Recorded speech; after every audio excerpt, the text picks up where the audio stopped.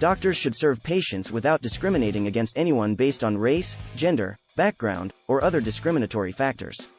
In support of this requirement, the U.S. Constitution provides for the Emergency Medical Treatment and Active Labor Act, which explains emergency conditions under which medical practitioners cannot assume their patients.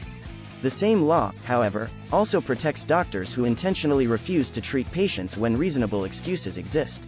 Such a scenario brings controversy about when and under what circumstances someone can be denied care.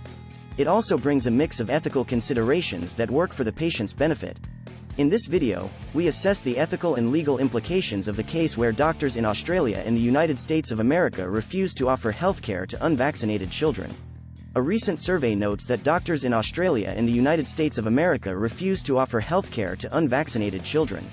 The doctors cited the fear of having children carrying infectious diseases that are transmitted to babies who are too young to be vaccinated for those diseases. Other notable concerns were having the unvaccinated children become infectious while waiting in the hospitals and clinical rooms. The poll also showed that some of the involved parents were less aware of vaccination, while others were confused as to whether it is correct or not to vaccinate their children when they got short-term illnesses. When medical practitioners graduate from medical schools, they always vow by the Hippocratic Oath not to abandon any patient. They must protect and preserve lives, although the opposite is true in unique scenarios.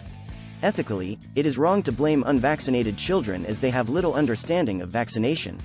Even though their parents take the blame, it is evident that their actions were valid because of the lack of awareness of the proper vaccination requirements. So, ordinary citizens see it as doctors' lack of conscience and humanity.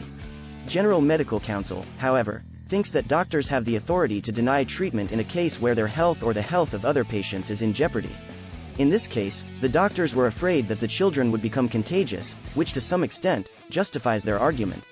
Although the government considers it wrong to have the children abandoned, Cowley argues that the doctors considered their safety and required professional conduct.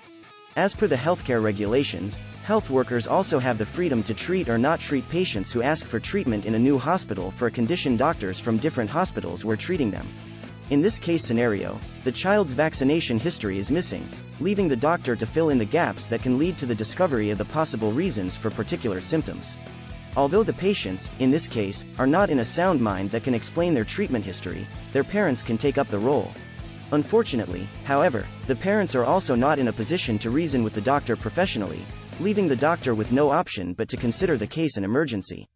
Therefore, the doctors failed to act rationally, considering the parents and the child's condition. They refused to provide care when patients were in need, and ethically their actions can be judged to have been guided by unjustified selfish motives.